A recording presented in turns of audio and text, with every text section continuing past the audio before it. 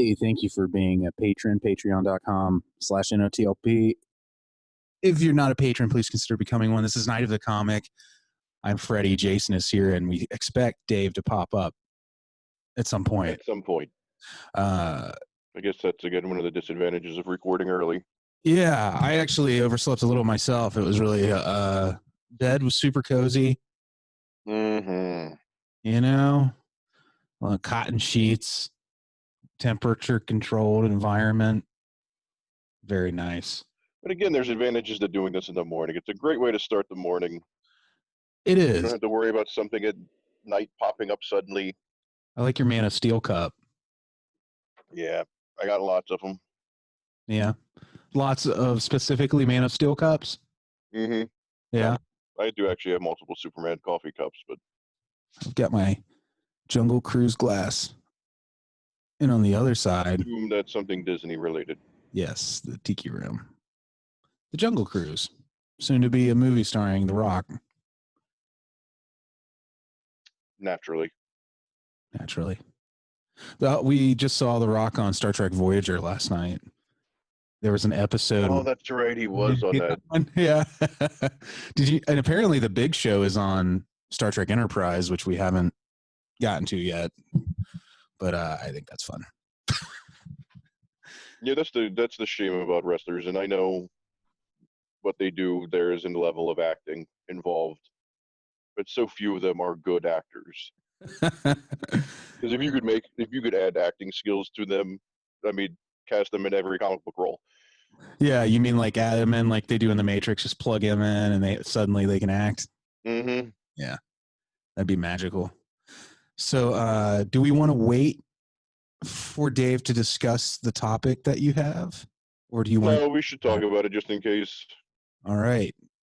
So you sent me this this letter from...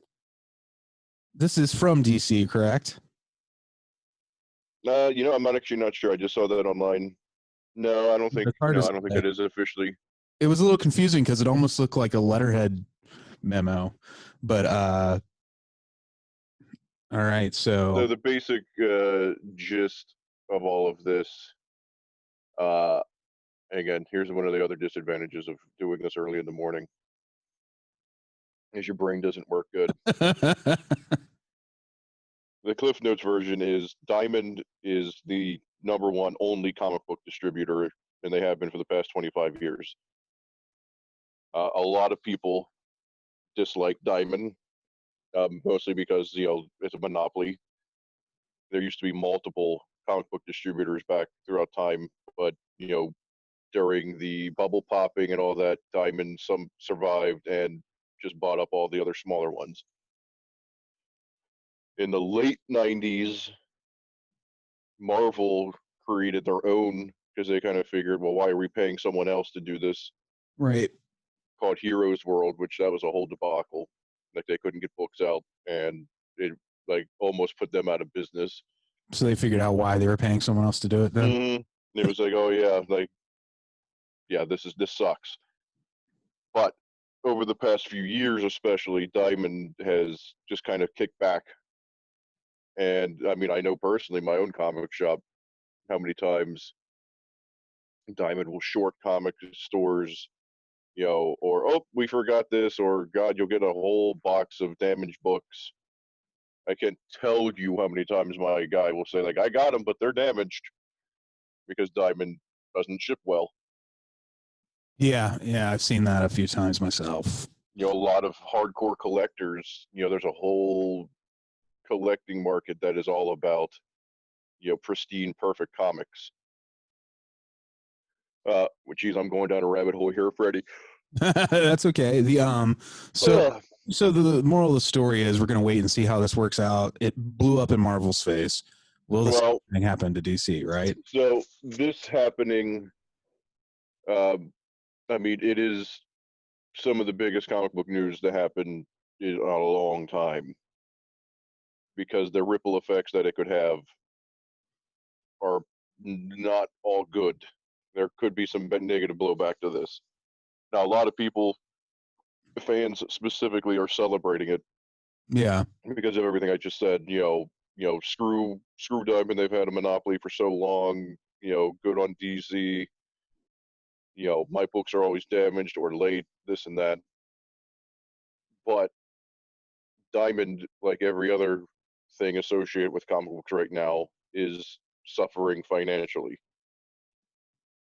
According to DC, that's what prompted them to do this. They've, I guess, been unhappy for quite a while, but with COVID coming, like Diamond is a Canadian company, so they couldn't ship over the border.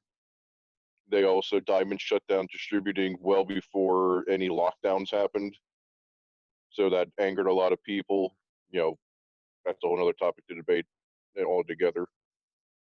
But there were a lot of comic shops that were open for business, and Diamond said we're not shipping books currently, and that kind of put a big hit on comic book stores. You still there? Yeah, I'm here. I was just. It looks like you. I'm sorry, your little thumbnail you hasn't moved in a minute.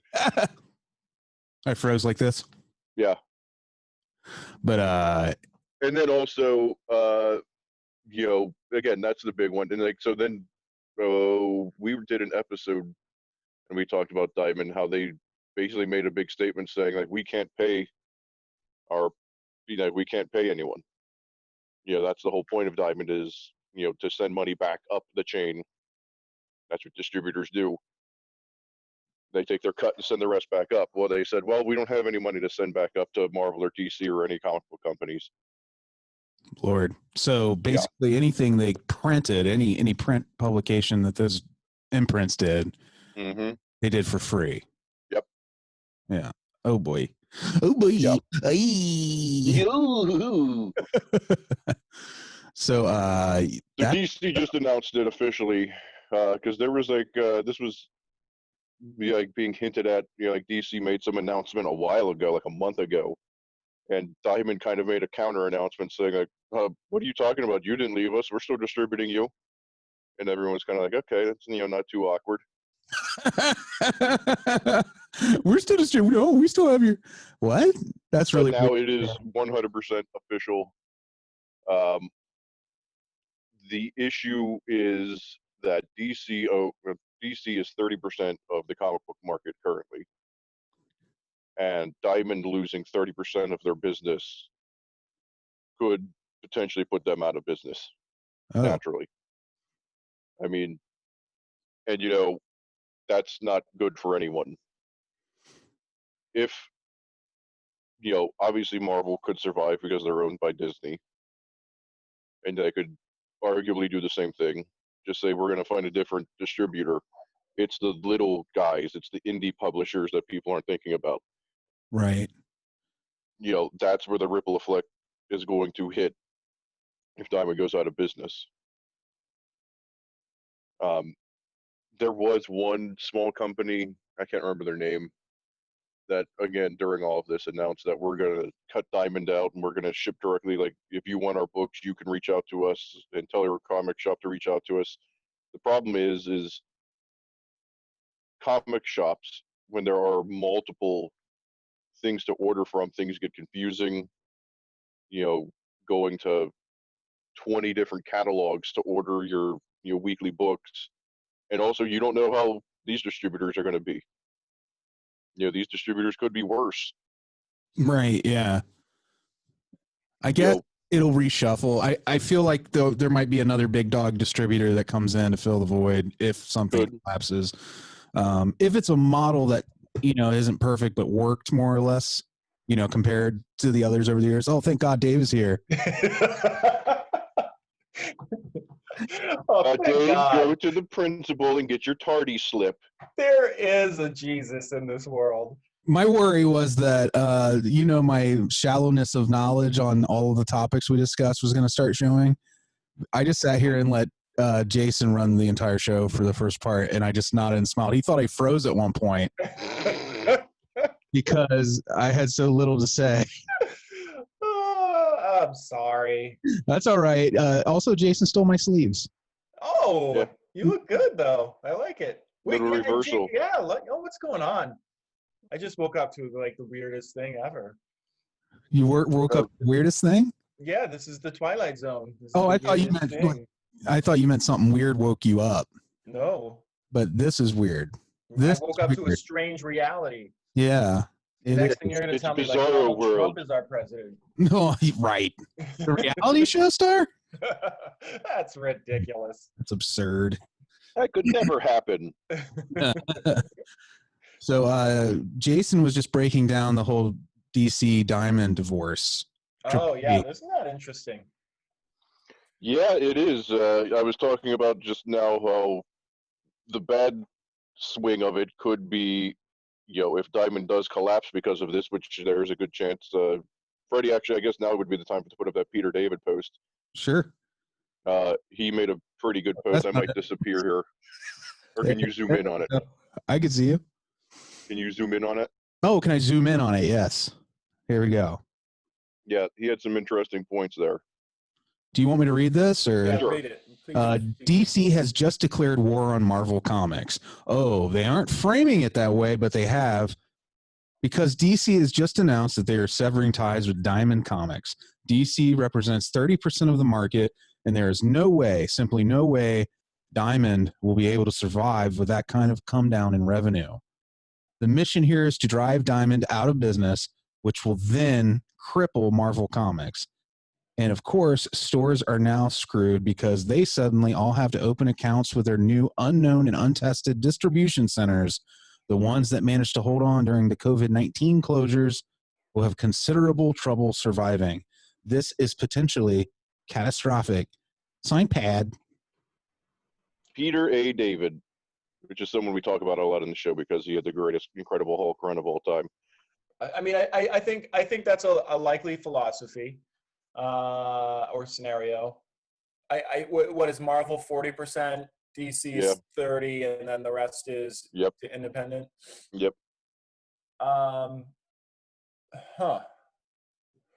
Yeah, losing 30% of your business is a big deal. I think, however, Diamond could open up and spread their wings a little bit, and they already have. Like, Diamond distributes action figures now and designer toys and collectible statues. I mean, they could spread their wings wider.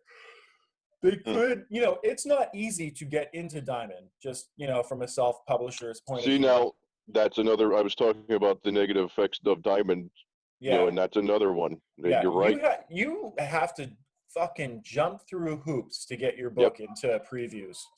Diamond has a history of tightening their grip on little publishers and, you're not going to order this much. We're not even going to carry your stuff. Yeah. So it's hard. And in the amount of forms you have to fill out to get in there is bonkers. So maybe if they're paying attention, they'll open those doors and those opportunities and lessen those constraints that they've had in the past and make it less difficult for people to get into their book. And it will give bigger opportunities for smaller publishers. Maybe. Yeah, definitely a possibility. I'm trying to look at the bright side of things because nothing's set in stone, but I don't want it to hurt comics. Peter David did just bring up a good point. The closure, the 2-month closure that just happened did affect a lot of comic book stores. Yeah. And this right now, I've heard a lot of people saying it's just a timing thing. The fact that they did it at this point in time is not good because, stores are just now reopening. Stores are just now getting new material out. And DC basically said June's going to be all messed up with our shipping schedule. Yeah. I don't see it as a the one thing I guess I do disagree with is that I don't see it as an attack on Marvel Comics. And if it is, it's a very poorly played strategy in a game of war where that may be your intent, but it's really going to affect Diamond, who's eventually probably going to. I'm really sorry, guys. Hold on. Podcasting. Their attempt, if it is an attempt at destroying Marvel, I don't think that it's actually you're missing your target. Sure. Because if Diamond doesn't change their business model, yes, it will destroy Diamond, but B, it's going to destroy. Yeah, that's It's what really kind going of to what. hurt image. It's really going to Yes, hurt image, Dark and then it's Horse. going to destroy, like, all other indie publishers. Yes. Yep. You won't see them anymore in comic book stores. You're going to have to buy them direct from the creators themselves, which I was maybe just isn't saying a that to bad Freddy. thing, but like, there's something about having your book in a fucking comic book store all across America, and Of course. that helps. Even if you sell like one issue per store, Right. that adds up. That's a lot of cash for indie guys. Because I don't see Marvel having a problem with doing the same thing that DC does. That's exactly. They could just find someone else to. Yeah. But that's exactly what I was just saying. There was a smaller company. Justin talks about them. I can't remember their name. I've never even heard of them. That announced in the middle of the closures that they're going to start doing direct distribution. Like, if you want our books, go to our website and sign up, or tell your comic book store, and we'll ship directly to them. Yeah. Which is a great idea, but if everyone does that, a lot of comic shops are going to be like, screw this, I'm just going to order the big two. It can, and it can get confusing. I mean, like, the analogy might be this. We all know what it's like to have digital subscriptions nowadays. And in my case, I hate, the dead Kennedys would be upset at me. Give me convenience or give me death. But it would be nice, like, if all my shit were in one place. I hate like having like iTunes, and I hate having Netflix, and I hate having Hulu, and I hate like, I just want everything in one place. That's a very good analogy for this. Like, imagine that with times 20 for a comic book shop. Yeah. And you have to order from one publisher because there's one book that they put out that's pretty good that people are talking about. So you have to change and think about shipping costs, because Diamond is a flat rate shipping cost. Exactly. And so then you're going to have to pay different shipping costs for all these different publishers, and it's just going to you're just going to fucking throw your hands up in the air and say, I fucking do it. And I was going to say, like, living together. One of the most chaotic days at a comic shop is when they receive new comics and they have to run through, and take the old ones off the wall and put the new ones up and then put the old ones in back issues. Now, imagine getting stuff from FedEx, UPS, the post office. They're all going to show up at different times and stuff.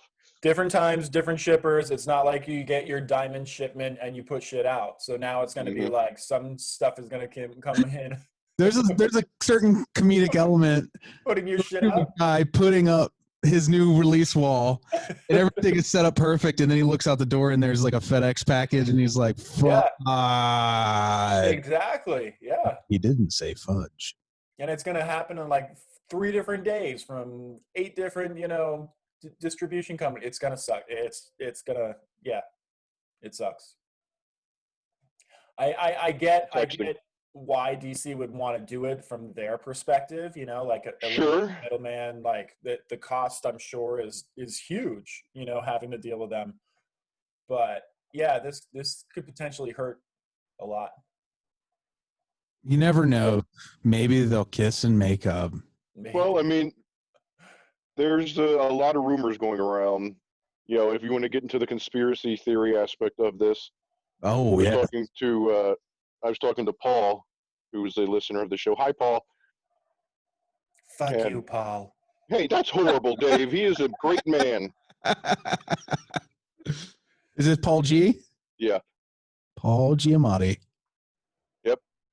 All right, so we're talking to Paul. I've seen someone comment saying, in their word, before shit hit the fan here in March, around January, February, Justin and I were talking about it, that DC has been struggling in that AT&T Time Warner is not happy with the returns they're getting in the comic book department, and that there was about to be a massive overhaul of DC Comics, and there was going to be another relaunch. Geez, for the life of me, I can't remember what it was called. I think I briefly talked about it on here. I cannot remember the name of it now to save my life. Like a double new 52? The all new, brand new 52. How about 53? Better yet, 49. So the conspiracy theory is that they know this may not work out well, and that it is their excuse to then shut down the publishing department of DC Comics and say, see, COVID-19 made us switch, and, well, blame it on COVID because we had to, our sales were so low because of that, we had to just close it all together. That's the conspiracy. Yes-ish, but I have a hard time with any parent company knowing that they own the property of Batman and would be willing to stop publishing Batman. Good. Do you remember back in the early 2000s, there was a reignited war between Marvel and DC when Joe Quesada took over? And he had this analogy. What started it is he was doing an interview, I think, for Wizard magazine. And the basic quote, it's not the direct, but the basic quote was that DC Comics is basically like the dude with the biggest dick in the porn star industry who doesn't know how to use it. You mean the guy keeps knocking things off tables with it and stuff? I guess that's what he was trying to hint at. And I kind of agree with him. They do own the two most recognizable comic book characters of all time. Yeah. They should be number one. Batman and Superman should always be number one, but they're not. Well, the reality of it is Superman is just stupid. When it really comes down to it. You know what? You're stupid and I hate you. Superman's kind of dumb. Superman's the greatest comic book character of all time. He's lame, but Batman's cool. Yeah, of course. Oh, wow, what a bold statement. I've never heard anyone say that before. Maybe because it's true? I don't know. Mm-hmm. What's cool about Superman, honestly? He's from space. He's like Captain America. It's the dumbest thing one of the other ever. greatest comic book characters of all time. Yeah, thanks. You're right. I love He's got quite a legacy, that's for sure. God forbid someone wants just... Again, I've said it a million times, the Christopher Reeve Superman movie is the best, superhero movie ever made and will never be topped. But Superman's kind of stupid. Do you mean just comic book? You're stupid. You're or everything about him? I don't know. Look at how he's dressed. What an idiot. That's true. He did put his underwear. Okay, so now you're just insulting superheroes in general because he set the bar. Listen. This is a different topic for a different episode. Which, by the way, if anyone's curious, there is actually one of the greatest issues of Superman or Action Comics ever written, issue 775, is actually titled "What's So Cool About Truth, Justice, and the American Way." Not much. Peace, love, and understanding. And it's one of the greatest single issues of a comic ever written. Hey, check this out. Oh, what do we have here? Of course, most of my life is reading EC comics. And this is when the guy goes to visit his sister and she tells him not to go out at night because the town's full of vampires, but he doesn't believe her. And he and he finds the restaurant and he eats there and he realizes it's a vampire restaurant. Ooh. And they served him all kinds of blood stuff.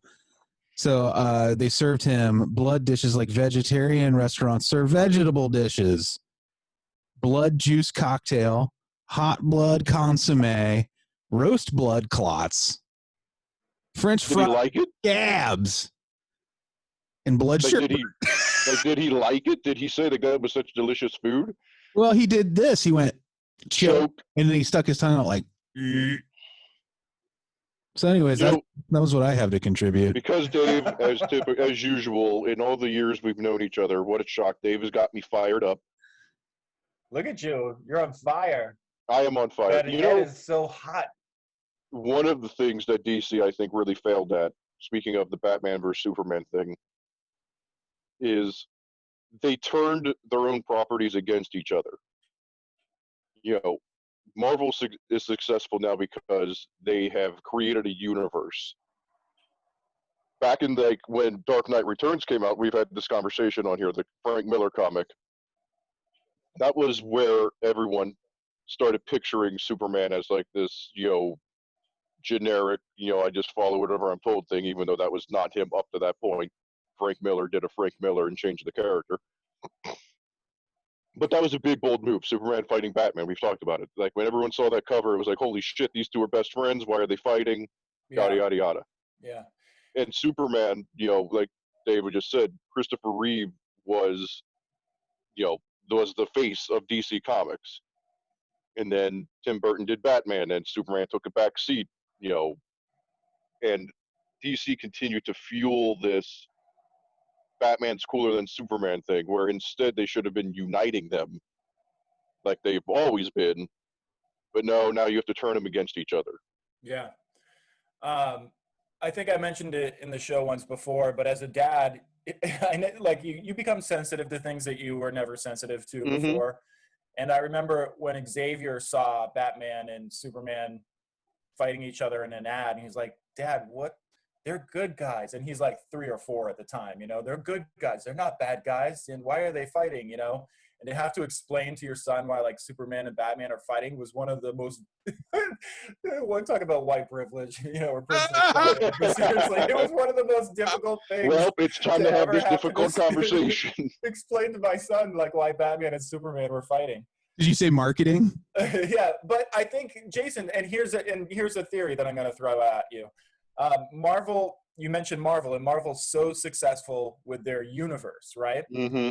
And they have iconic, sustaining bad guys that are bigger than life and larger than life and have personality. I think that the DC universe has less iconic bad guys, and with the exception of the Joker. Everyone knows the Joker. And but then who's next? Lex Luthor? He's a fucking bald guy. Big deal. When you compare a fucking bald guy next to Thanos, like, give me a break. No one gives a shit, right? But, what else can you possibly do other than make Batman fight Superman? I think that's a very, very solid point. My only debate to that would be that's where Marvel was smart, is that no one knew who fucking Thanos was before these movies. That's true. Yeah. I guess I had an institutionalized kind of perspective where I remember know who Thanos is, but the world. Yeah. We grew up, during the '90s. We all remember again all the Infinity War, and like when we saw Thanos in the Avengers, it was like, oh shit's about to go down. Right. But I remember seeing the first Avengers movies in theaters, and at the very end when Thanos shows up, I will always remember people behind us saying like, "Who was that?" And some guy like, "Oh, that was Galactus." Yeah. It was like, yes, exactly. Yeah. Did you push that guy? I actually beat him up in the parking lot. Took his popcorn. Get all heated up? Got all heated. Your bald head. I said, "Ooh, here's why Superman's cool."